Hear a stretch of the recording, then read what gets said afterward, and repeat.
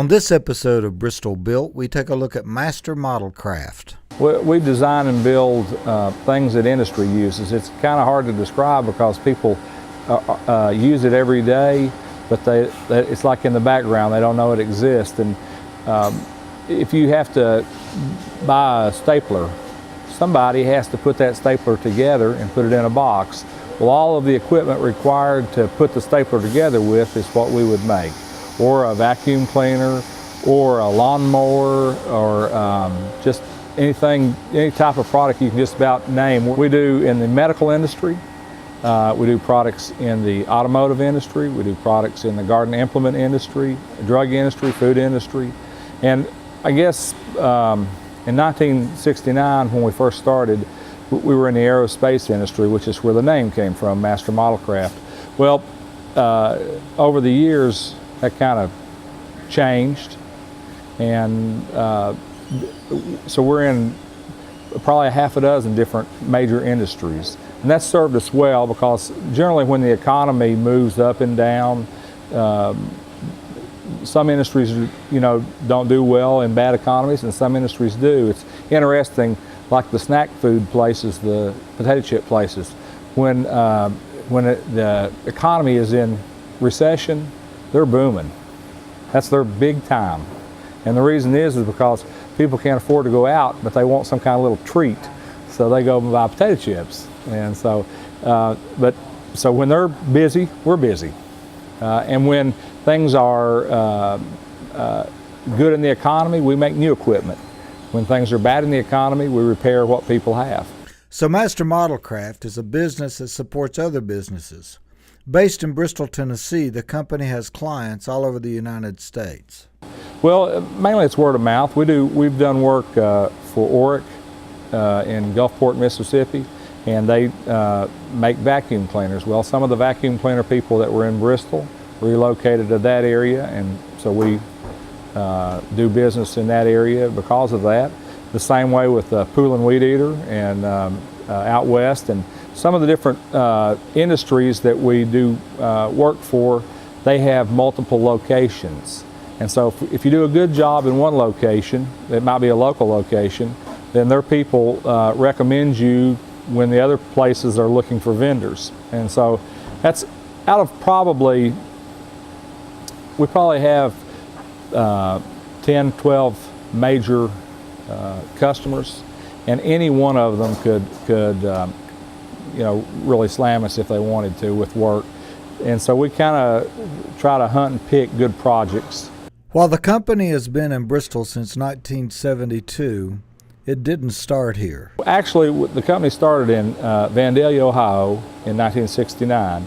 And my parents were originally, Jim Richardson, Nancy Richardson, they were originally from Bristol, and they wanted to move back to Bristol because they knew they'd want to retire here. So at that time, Raytheon was a thriving business, and Univac was big, and so there was a lot of industry in the area that my father was used to doing work for.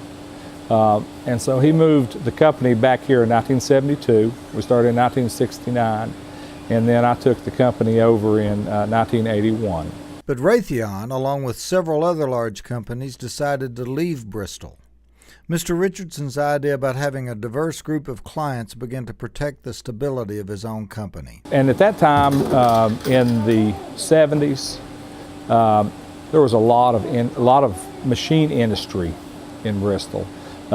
We've had like Dana and some of these heavy industries is what I call them. That's industries that actually make parts, machine parts. We've had a lot of those industries move away.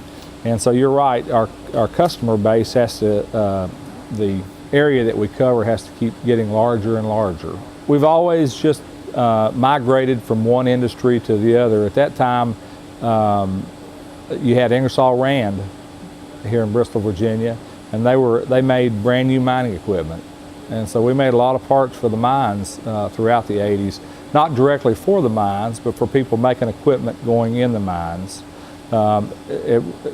Ingersoll Rand was Simmons S&S Corporation, and then Lee Norris was a different company, and they merged to form the mining division.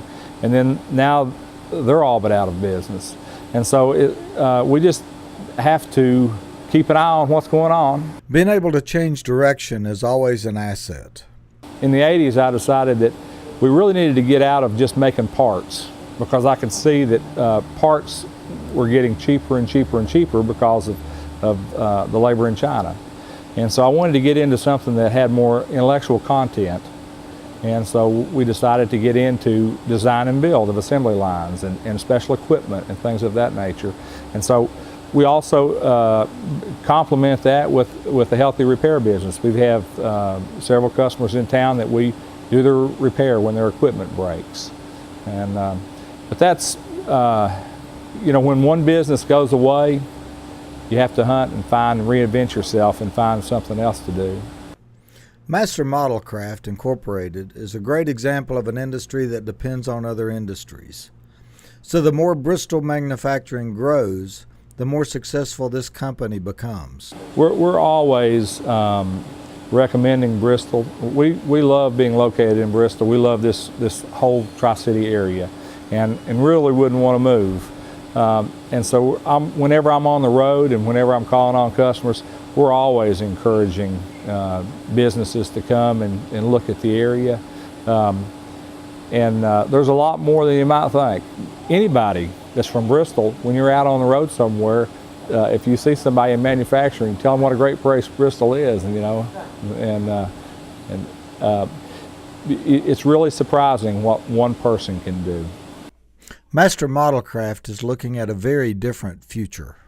I wish that we had more heavy industry in the area, but we are going to go into areas that internet sales. We're going to go into areas of design that don't necessarily. We're doing our first job for a fully owned Chinese company, and it's a pretty good sized contract, and we're going to actually be selling to this company, and they're in mainland China. And so we're going to go out and try to find customers wherever we can. Right now we employ 20 people, 24 maybe, some in that area, and we would like to. I was talking about production people. We would like to have 40.